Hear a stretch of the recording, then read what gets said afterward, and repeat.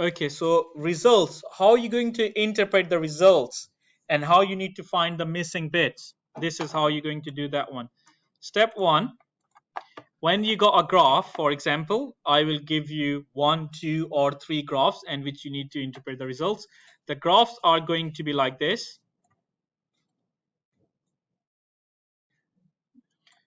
Let's see. Now on this graph, I like you to label the points.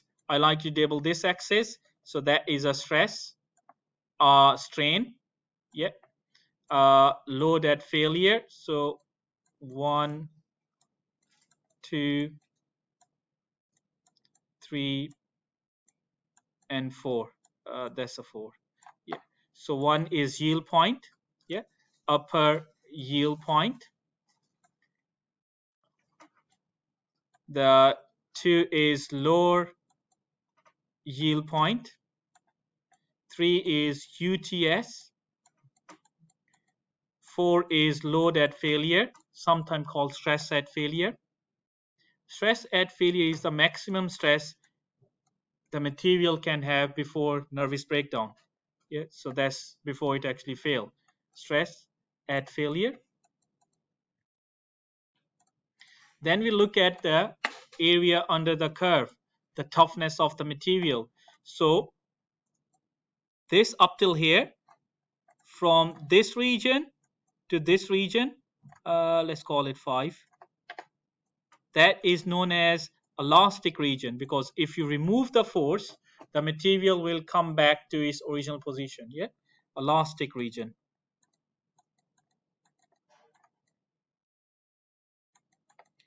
Then we have a 6, which is from here all the way to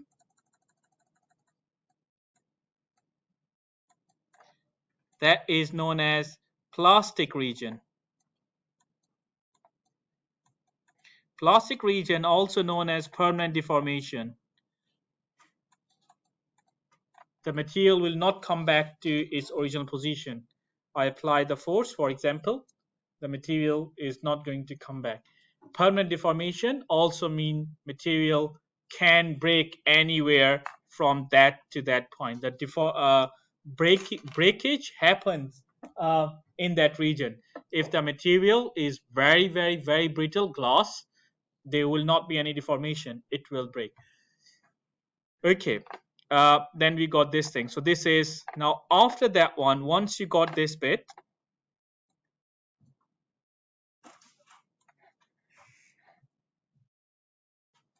you need to actually discuss or calculate the elastic modulus or Young's modulus. Now, let's see how do we calculate the elastic modulus.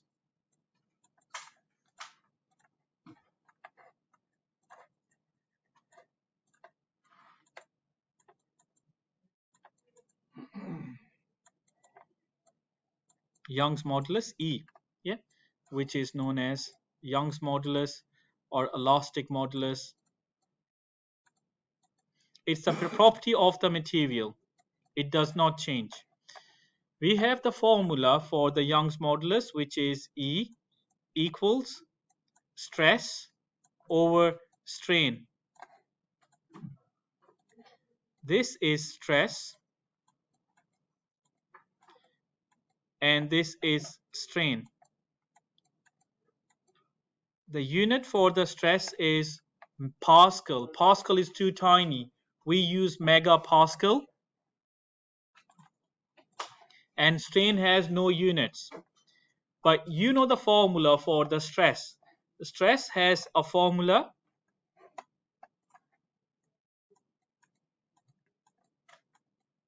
Force over area.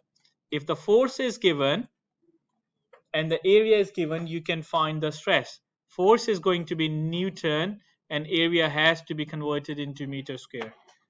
Strain has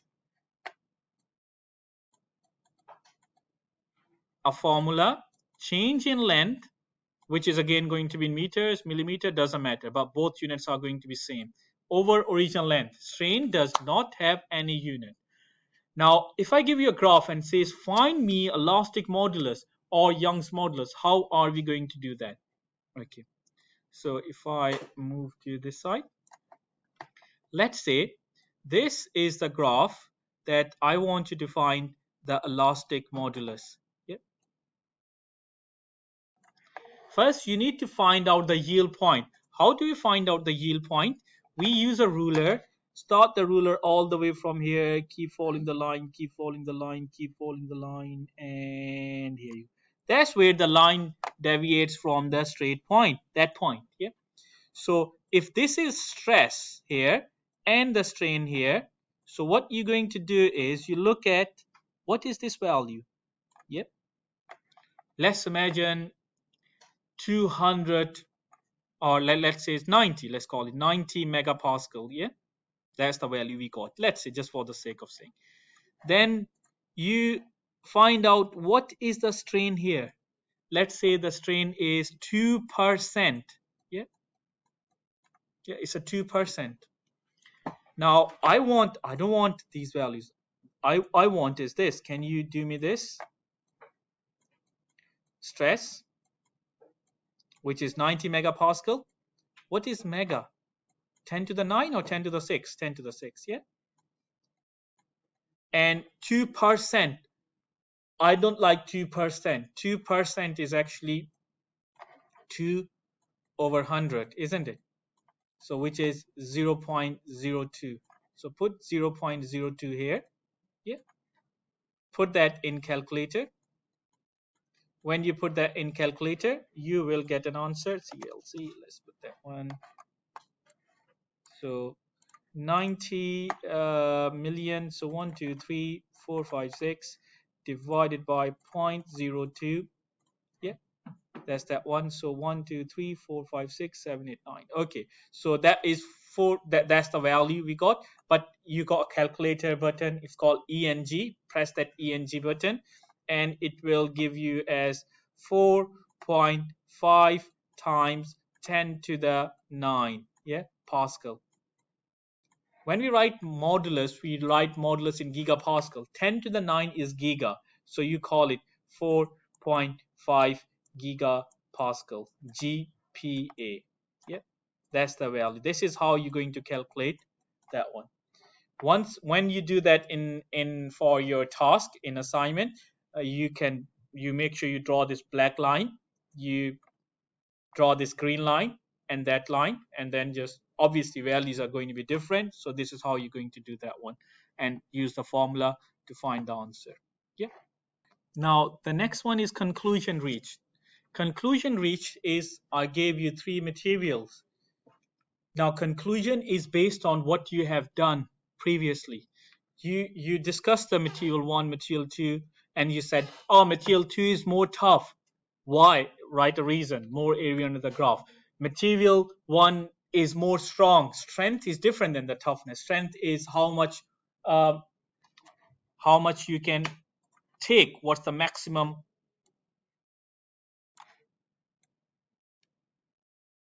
Yeah. So this material is more strong. It has a high UTS as compared to that one.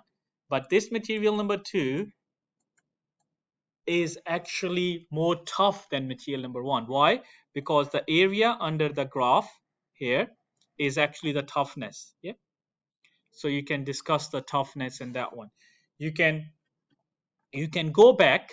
You can go back. This is an extra bit. You can go back and you can look online the values for the Young's modulus. Yeah. For that material, maybe the Young modulus for the steel is between 200 and 210 gigapascal, but the value you got is 198. So once you got the value 198, you need to actually discuss why you got 198. It does not mean 198 gigapascal is wrong. It might be because of the calculations and the plotation. It might be when you put the equipment, you need to apply the minor load, which I actually stressed. Maybe if you don't apply the minor load, the materials values are going to be incorrect. Yeah.